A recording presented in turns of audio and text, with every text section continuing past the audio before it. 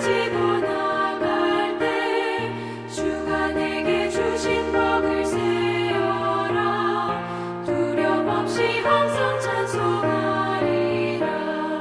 받은 복을 세어 모아라. 그 주신 복을 내가 알리라. 받은 복을 모두 세어 모아라. 주의 크신 복을 내가 알리라.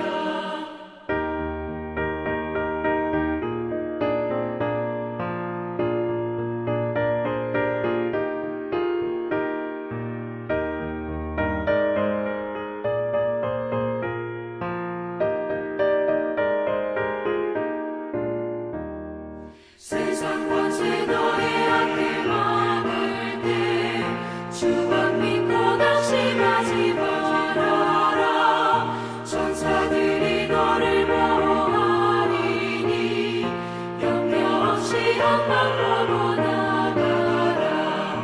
받은 속을 세워 모아라. 그 주신 복을 내가 알리라. 받은 복을 모두 세어 모아라. 주의 크신 복을 내가 알리라.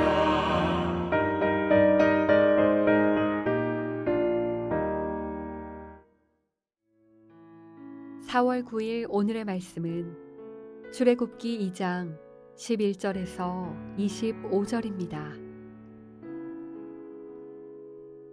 모세가 장성한 후에 한 번은 자기 형제들에게 나가서 그들이 고되게 노동하는 것을 보더니 어떤 애굽 사람이 한 히브리 사람 곧 자기 형제를 치는 것을 본지라.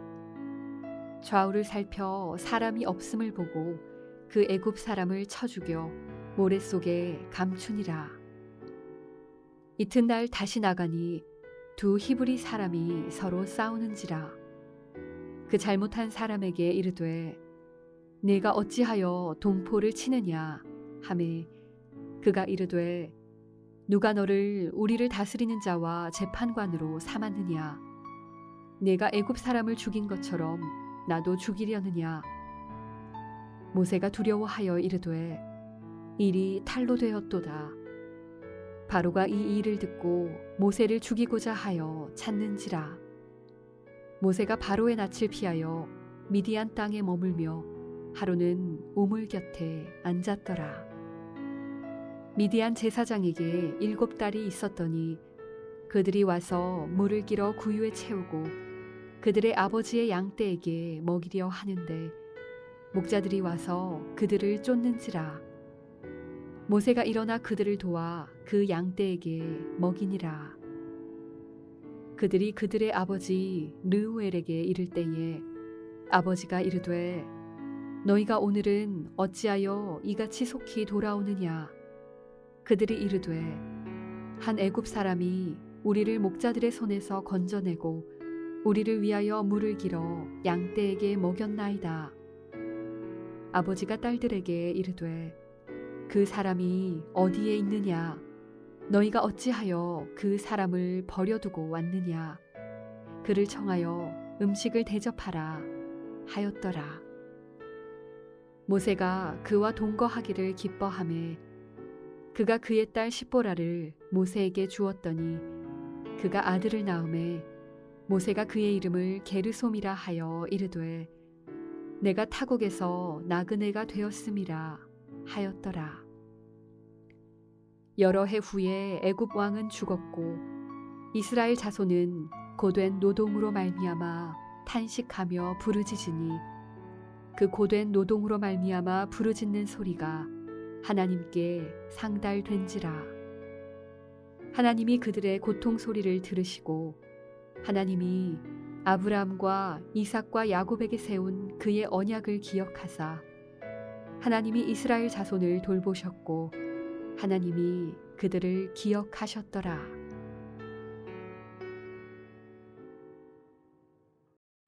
언제라도 주께서 쓰시기에 불편함이 없으실 영적인 온유함을 갖추기를 축복합니다. 오늘 출애굽기 2장 11절에서 25절까지 영적 무두질이라고 하는 제목으로 본문을 묵상하고 싶습니다. 출애굽기의 연대를 보면 약 400년간의 역사를 기록하고 있습니다. 1장에서 300년이 지나갔고요. 3장에서 40장까지가 1년 동안에 일어날 일들을 기록하고 있습니다. 2장은 80년의 시간을 담고 있습니다. 모세는 124를 살다가 죽었는데요.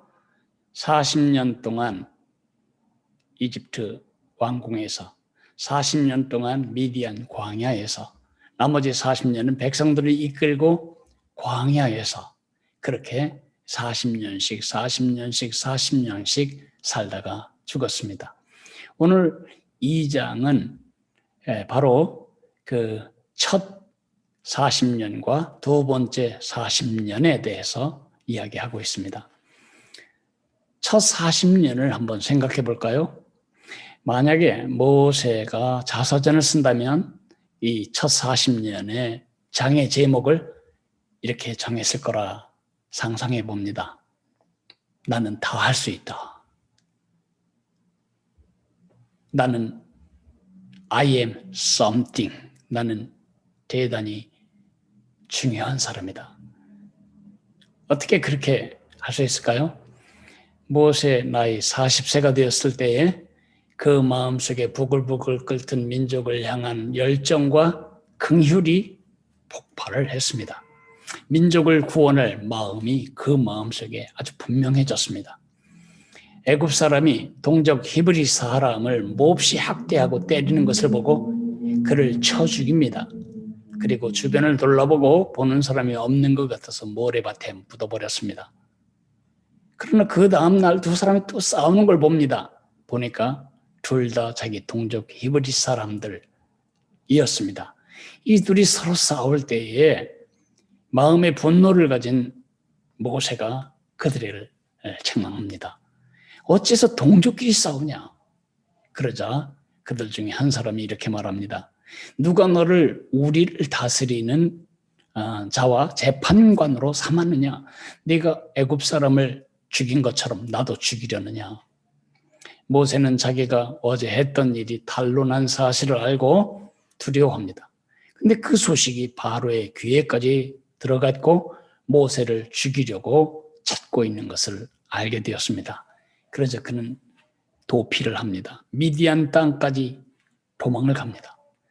그래서 그곳에서 40년 동안 정말 힘이 뻑뻑하게 들어가 있던 그가 40년 동안 양 공동이를 쫓아다니며 양치는 목자가 되면서 그는 힘이 다 빠져버린 사람이 되었습니다. 내가 내 힘으로 내 방식대로 하나님의 뜻을 이루려고 그가 결심하며 했던 일은 살인과 그리고 도피뿐이었습니다.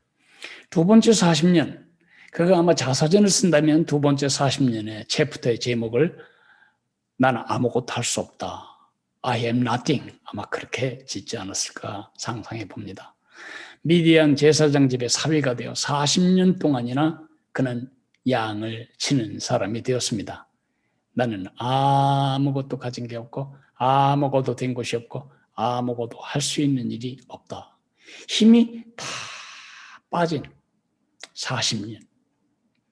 40년 동안 말귀 알아듣지 못하는 양을 치면서 그는 몹시 온유해집니다. 양보다 훨씬 고집센 민족을 인도할 특별 수업을 받은 셈이죠. 하나님이 그의 온유함을 이렇게 민수기 12장 3절에서 인정합니다. 이 사람 모세는 온유함이 지면의 모든 사람보다 더하더라. 왜 하나님은 그 혈기방장한 40대의 그를 민족의 구원자로 세우지 않으시고 40년을 미디안 광야에서 아무것도 할 수 없고 아무것도 가진 것 없고 아무것도 아닌 존재로 내버려 두셨을까요? 내버려 둔 것이 아니라 훈련시키신 겁니다. 준비시킨 겁니다. 첫 40년 이집트 왕궁에서의 그의 훈련은 지도자로서의 소중한 훈련이었습니다. 국가 경영 능력, 국방, 경제, 사회, 지리, 경영, 법률 이렇게 해서 그는 민족을 구원할 그런 역량을 준비하게 된 것이죠. 근데 이렇게 잘 준비된 지도자를 왜 하나님은 양치기로 무력화시키셨을까요? 그를 사용하기 위해서입니다. 민족을 구원하기 전에 자기 충족성, 자기 만만함에서 그를 구원해내기 위해서입니다. 영적 무두질이라고 할까요? 여러분, 가죽을 한자로 표현할 때 세 글자를 씁니다. 가죽 피, 그건 정말로 짐승의 사체에서 껍데기를 벗겨난 상태입니다. 얼마나 그 기름기, 지방 단단하게 붙어 있는지 마른 다음에 구부리면 그냥 깨져버립니다. 그 다음에 가죽 혁이 있습니다. 그것을 갖다가 무두질을 해서 문지르고 약품을 넣어서 지방질을 다 빼내고 그러면 아주 부들부들한 상태가 됩니다. 그러나 그것으로 아직도 구두를 만들거나 옷을 만들 수는 없습니다. 바느질이 가능한 그러한 옷감 재료, 구두 재료가 되려면 가죽 위가 되어야 됩니다. 가죽 피는 가죽 혁이 되어야 되고 가죽 혁은 가죽 위로 가공되어야 마지막 우리에게 필요한 용품을 만들 수 있는 상태가 됩니다. 빳빳한 지방, 말라붙은 지방을 다 뽑아내어야 합니다. 하나님은 모세를 쓰시기 전에 그 지방을 빼는 일, 그걸 무두질이라고 하지요. 영적인 무두질을 하신 것입니다. 우리도 마찬가지입니다. 하나님이 쓰실 수 없는 사람은 무식한 사람, 무능한 사람이 아닌 것 같습니다. 하나님이 쓰실 수 없는 사람은 자기로 충만한 사람. 제가 어렸을 때 과수원을 돌보는 일을 우리 가족들을 도와서 했는데요. 이렇게 이제 도둑들이 들어오지 않도록 주변에 둘러서 아카시아 나무나 이런 나무를 심어놨지만 그 사이사이로 구멍이 많잖아요. 거기에 철조망을 갖다가 쳐야 됩니다. 철조망을 칠 때 맨손으로 하면 살이 찢어지죠. 그래서 두꺼운 그 가죽 장갑을 껴야 합니다. 얼마나 가죽이 두꺼운지 웬만한 그 가시는 건들지도 못합니다. 그러나 그 가죽 장갑을 끼고 운전을 할 수 있겠습니까? 글을 쓸 수가 있겠습니까? 아무것도 못합니다. 너무 뻣뻣하고 너무 두껍고 너무 힘이 뻑뻑하게 들어가서 그 가죽 장갑을 끼고 할 수 있는 일은 철조망을 풀어내고 철조망을 헤쳐놓는 일밖에는 아무것도 할 수 없습니다. 그러나 수술 장갑을 생각해 보실까요? 의사 선생님의 그 섬세한 감정, 섬세한 의지까지 그대로 다 칼끝을 통해서 환부까지 전달이 되죠. 그렇게 부드럽고 얇을 때 사람 생명을 구하는 수술을 할 수가 있게 되는 것입니다. 가죽피 하나님이 아직 쓰실 수 없습니다. 가죽혁도 아직 아닙니다. 가죽 위가 될 때 하나님이 쓰십니다. 그래서 하나님은 우리가 상상할 수 없는 방식으로 우리를 연단하시면서 우리의 힘을 빼시고 하나님의 힘이 작동하실 수 있는 부드러운 가죽 위 같은 상태로 우리를 연단하십니다. 오늘 암구원은 육적인 힘을 빼라는 것입니다. 모세 속에서 나라고 하는 지방질을 뽑아내시고 가죽 위처럼 만들어 사용하셨던 그 하나님이 우리에게도 똑같은 일을 하실 것입니다. 육적인 힘을 빼라. 오늘 우리의 기도 제목은 내가 나를 위한 이런 육적인 힘을 빼도록 기도해야 되겠습니다. 또한 우리가 오늘 중보해야 할 사람들이 있습니다. 사역자들과 우리 영적 지도자들, 장로님들과 권사님들을 위해서 기도해야 되겠습니다. 주께서 쓰시기에 불편함이 없으실 영적인 온유함을 갖추시도록 우리 이분들을 위해서 오늘은 특별히 기도해야 되겠습니다. 기도하겠습니다. 고마우신 하나님 아버지, 내가 뭔가를 할 수 있다고 생각했던 첫 40년, 모세가 한 일은 살인한 일과 암매장한 일과 그것이 탄론한 일과 그래서 도망친 일뿐이었습니다. 그러나 두 번째 40년, 내가 할 수 있다고 자신만만했던 모든 것을 다 내려놓고 나는 아무것도 할 수 없고 나는 아무것도 아니고 나는 가진 게 아무것도 없다고 느낄 그때에 하나님이 글을 들어서 하나님의 백성들을 가나안 땅으로 인도하게 하셨습니다. 하나님, 이것은 모세의 옛날 그분의 이야기가 아니고 오늘 우리의 이야기이기도 합니다.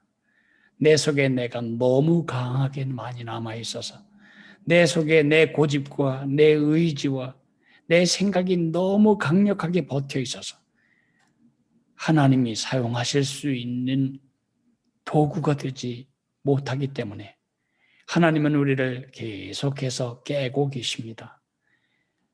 하나님, 철조망치는 가죽 장갑과 사람의 섬세한 부위를 수술하는 수술 장갑이 같을 수가 있겠습니까?